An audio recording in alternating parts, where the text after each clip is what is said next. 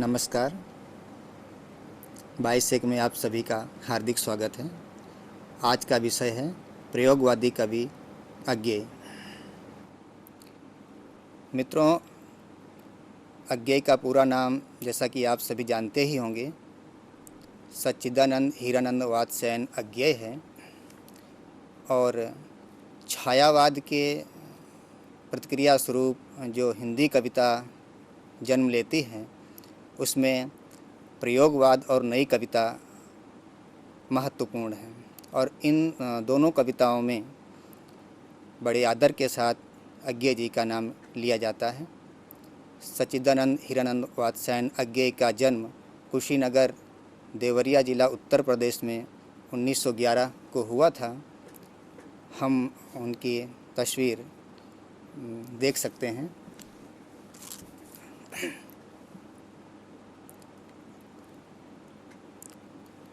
सच्चिदानंद हीरानंद वात्स्यायन अज्ञेय एक कहानीकार के रूप में, एक कवि के रूप में और यात्रा वर्णन के रूप में, संपादक के रूप में उन्होंने अपना योगदान दिया है। उनके प्रसिद्ध उपन्यास शेखर एक जीवनी, नदी के द्वीप, अपने अपने अजनबी हैं। तो उनकी कहानी संग्रह विपथगा, परंपरा, कोठरी की बात, शरणार्थी, जयदौल, ये तेरे प्रतिरूप आदि हैं। निबंध संग्रह है त्रिशंकु, आत्मनेपद। यात्रा वर्णन की बात करें तो अरे यायावर रहेगा याद, एक बूंद सहसा उछली। तार सप्तक, प्रथम सप्तक के रूप में नहीं, फिर दूसरा सप्तक, तीसरा सप्तक और रूपांबरा आदि का संपादन उन्होंने बड़ी कुशलता के साथ किया है। यहाँ प्रयोगवादी कवि के रूप में जब हम अज्ञेय की बात करते हैं तो उनके मुख्य संग्रहों को आप देख सकते हैं। कविता संग्रह में भग्नदूत, चिंता, इतल्यम, हरी घास पर क्षण भर, बावरा अहेरी, इंद्रधनुष रौंदे हुए ये, अरि ओ करुणा प्रभा में, शुरुआत आंगन के पार द्वार, कितनी नावों में कितनी बार, क्योंकि मैं उसे जानता हूँ, सागर मुद्रा, पहले मैं सन्नाटा बुनता हूँ आदि उनके कविता संग्रह हैं। तो मित्रों, ये हुई उनकी सामान्य तौर पर रचनाओं की बात। यहाँ पर जो प्रयोगवादी शब्द का प्रयोग हुआ है तो उसकी पूर्व भूमिका के रूप में अगर हम चर्चा करें तो प्रयोगवाद से पहले प्रगतिवाद और प्रगतिवाद से पहले छायावाद की थोड़ी सी बात करना आवश्यक समझता हूँ। वैसे जितनी सरलता से यह कह दिया जाता है कि छायावाद और प्रगतिवाद के बाद प्रयोगवाद आया, वो इतनी सरल बात नहीं है। वास्तव में जब छायावाद था तब भी प्रगतिवाद के कुछ ना कुछ बीज उसमें रहे। जब प्रयोगवाद आता है तो प्रयोगवाद के बीज भी कहीं ना कहीं प्रगतिवाद में रहे। यानी ये वाद जो है एक दूसरे से जुड़े हुए रहे हैं। छायावाद की बात करें तो छायावाद के जो 4 आधार स्तंभ माने जाते हैं, प्रसाद, पंत, निराला और महादेवी वर्मा। तो इसमें छायावाद की जो प्रमुख विशेषताएं हैं उसके लिए हम देख सकते हैं नवीन कल्पना बोध, और इसमें रोमांटिसिज्म का प्रभाव देखा जाता है। जूही की कली एक प्रसिद्ध कविता है निराला जी की, और उसमें आता है नायक ने चूमे कपोल, डोल उठी वल्लरी की लड़ जैसे हिंडोल, इस पर भी जागी नहीं, चूक क्षमा मांगी नहीं। और फिर कोमल सुकुमार देह सारी झकझोर डाली। ये जो बात आती है, ऐसी कल्पना पहले नहीं थी। और ये पश्चिम का जो रोमांटिक प्रभाव है वो छायावाद पर पड़ा। प्रकृति के सुंदर अभिव्यक्ति उसकी दूसरी विशेषता मानी जाती है। छायावादी कवि सुमित्रानंदन पंत प्रकृति के सुकुमार कवि कहे जाते हैं। मानवीकरण भी इसमें सुंदर रूप से हुआ है, जैसे कि निराला की कविता मेघमय आसमान से उतर रही वह संध्या सुंदरी परी सी। दूसरी बात जो आती है स्वानुभूति की प्रबलता, वैयक्तिकता की बात जो आती है, मैं नीर भरी दुख की बदली, विस्तृत नभ का कोई कोना, मेरा न कभी अपना होना, परिचय इतना इतिहास यही, उमड़ी कल थी मिट आज चली। और छायावाद की जो अन्य विशेषताएं हैं, जिसमें रहस्यवादिता, आध्यात्मिकता और नूतन वर्णन पद्धति, जिसमें शब्द विधान, छंद विधान और अलंकार विधान की बात की जाती है, ये एक सामान्य विशेषता के तौर में लिया गया है। छायावाद के बाद प्रगतिवाद आता है। प्रगतिवाद में समष्टिवादिता, यथार्थ के प्रति आग्रह, अभिव्यक्ति की सरलता, सामान्य विषयों घटनाओं को स्थान, ये सारी बातें इसमें आती हैं। हम देख सकते हैं कि 1936 में प्रेमचंद जी का निधन होता है और उनकी अंतिम कहानी कफन और उपन्यास गोदान में जो सामान्य जन को वो पहली बार अपनी अभिव्यक्ति देते हैं। तो कविता के क्षेत्र में भी यही बात आती है। प्रगतिवादी जो कवि हैं, जैसे कि रामधारी सिंह दिनकर आदि, जब वे कहते हैं स्वानों को मिलता दूध भात, भूखे बच्चे अकुलाते हैं, माँ की छाती से चिपक ठिठुर जाड़े की रात बिताते हैं, या जब निराला कहते हैं वह आता दो टूक कलेजे के करता, पछताता पथ पर आता, पेट पीठ दोनों मिलकर हैं एक, चल रहा लकुटिया टेक, मुट्ठी भर दाने को अपनी भूख मिटाने को वहता।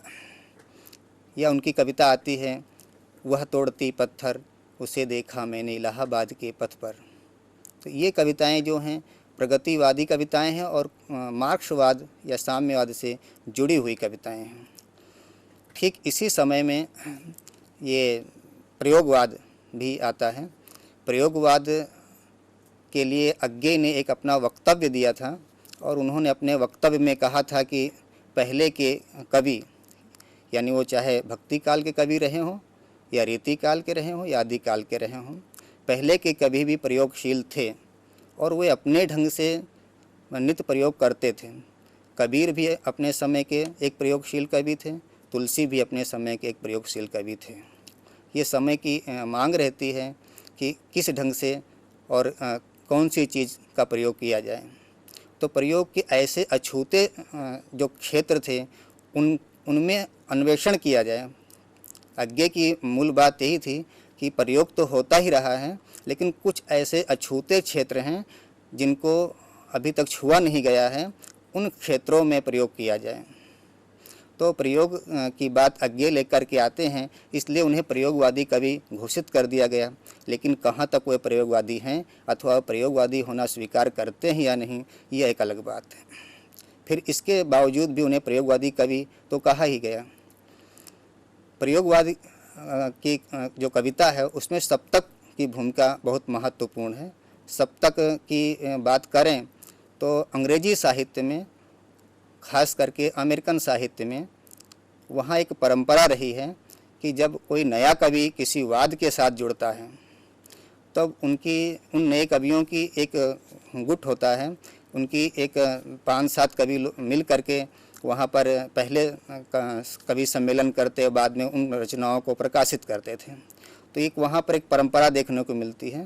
तो अपने यहाँ जो भारतीय साहित्य में देखें तो ऐसा पहली बार प्रयोग अज्ञे करते हैं और 7 कवियों को लेकर के करते हैं। तो निश्चित तौर पर कहा जा सकता है कि सप्तक की जो बात है वो पश्चिमी वाद से, पश्चिमी प्रभाव से उसका संबंध है। उसका प्रेरणा सूत्र देखने के लिए हम देखें तो पश्चिम में जॉर्जियन पोइट्री के 3 संकलन प्रकाशित हुए लगभग 1915 में। इनमें भी एक कवि होते थे और इनके 5-7 कवियों को मिल करके जो रचनाएं होती थी प्रकाशित करते थे। दूसरी बात आती है में इमेजिस्ट कवियों के 3 संकलन प्रकाशित हुए और फिर न्यू सिग्नेचर 1932 और अमेरिकन प्रयोगवादी रचनाओं का संकलन स्पीयर हेड यानी भाले की नोक आदि का प्रकाशन हुआ।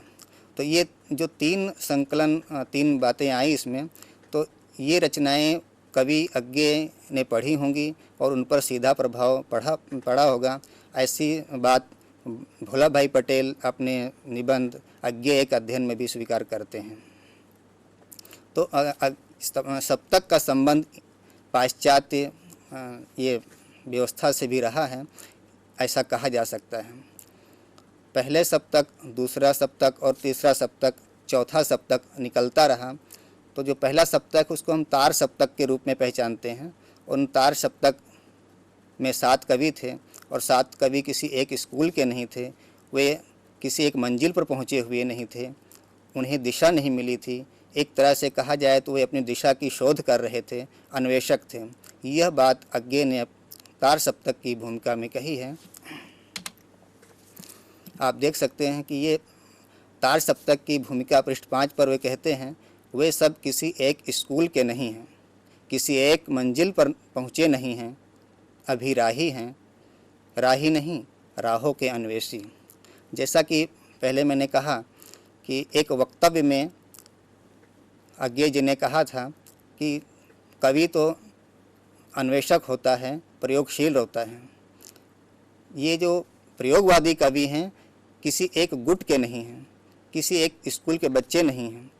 महत्वपूर्ण विषयों पर उनकी राय भी अलग अलग है, इसके बावजूद वे राही हैं, राहों के अन्वेषक हैं।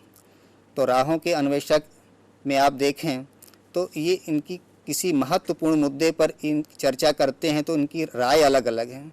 कविता की भाषा हो, काव्य सौष्ठव की बात हो या अभिव्यक्ति की बात किया जाए, तो ये महत्वपूर्ण कवि जितने थे इनकी राय सब अलग अलग थी। इसके बावजूद संकलन का प्रकाशन होता है।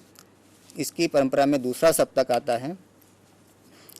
दूसरे सप्तक में कहते हैं, प्रयोग का कोई वाद नहीं है, हम वादी नहीं रहे हैं, ना हैं ही, ना प्रयोग अपने आप में इष्ट या साध्य है। ठीक इसी तरह कविता का भी कोई वाद नहीं है, कविता भी अपने आप में इष्ट या साध्य नहीं है। अतः हमें प्रयोगवादी कहना उतना ही सार्थक या निरर्थक है जितना हमें कवितावादी कहना। पहली सप्तक तार सप्तक की भूमिका की जो बात किया था, उसके बाद हिंदी साहित्य में जो प्रतिक्रिया हुई उसके कारण अज्ञे जी को प्रयोगवादी कवि कहा गया। और अज्ञे जी को जब प्रयोगवादी कवि कहा गया, जैसा कि पहले कहा गया, उन्होंने एक वक्तव्य में जो कही थी बात कि वे हर एक समय के कवि प्रयोगशील होते हैं और जो क्षेत्र छूते हैं उनमें प्रयोग करना चाहिए। इस बात को लेकर के प्रयोगवादी कवि घोषित कर दिया गया। लेकिन दूसरे सप्तक की इस भूमिका से स्पष्ट हो जाता है कि प्रयोगवादी के रूप में अज्ञे संतुष्ट नहीं हैं। वे स्वयं को अज्ञे प्रयोगवादी कहना उतना ही गलत या सही मानते हैं जितना उन्हें कवितावादी कहा जाए, क्योंकि वे मानते हैं कि प्रयोग एक ऐसी विचारधारा है, एक ऐसी व्यवस्था है जो हर एक समय में होती रही है, इसलिए प्रयोगवादी का लेबल उन पर लगाना उचित नहीं है।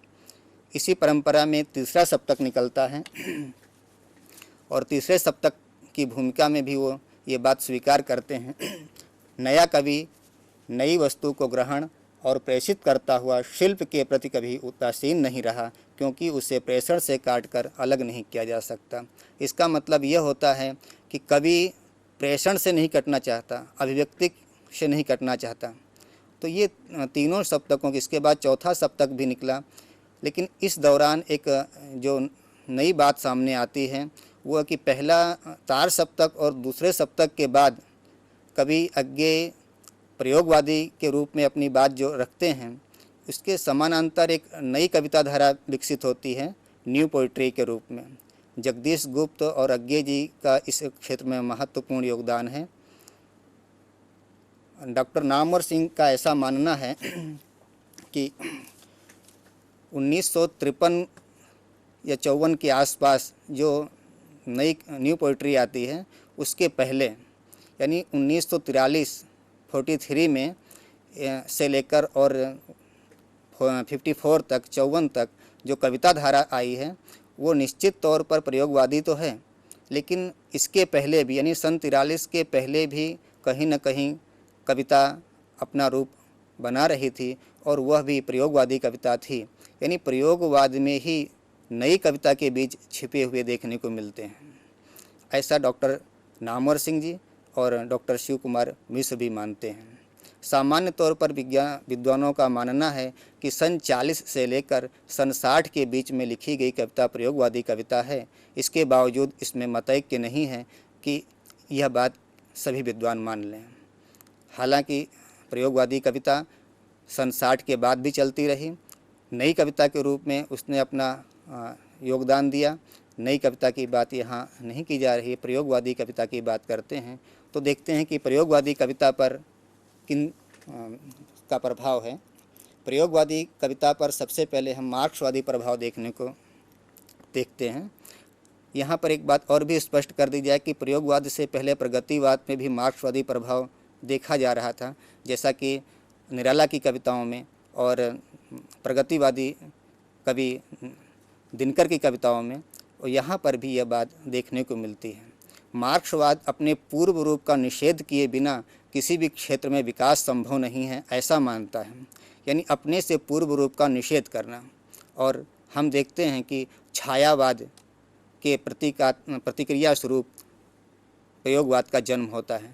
डॉक्टर नगेंद्र ने अपने इतिहास में ये स्पष्ट कहा है कि पूर्व रूप का निषेध यानी छायावाद के निषेध और प्रतिक्रिया स्वरूप ही प्रयोगवाद का जन्म हुआ है। प्रयोगवाद के लिए दूसरी बात यह भी है कि मार्क्सवादी दर्शन समाजवादी व्यवस्था की मांग करता है, और हम देखते हैं कि प्रयोगवादी कवि इसमें भी विश्वास करते हैं। मार्क्सवाद के अलावा इस पर फ्रॉयड के मनोविश्लेषणवाद का भी प्रभाव देखा जाता है। फ्रॉयड ने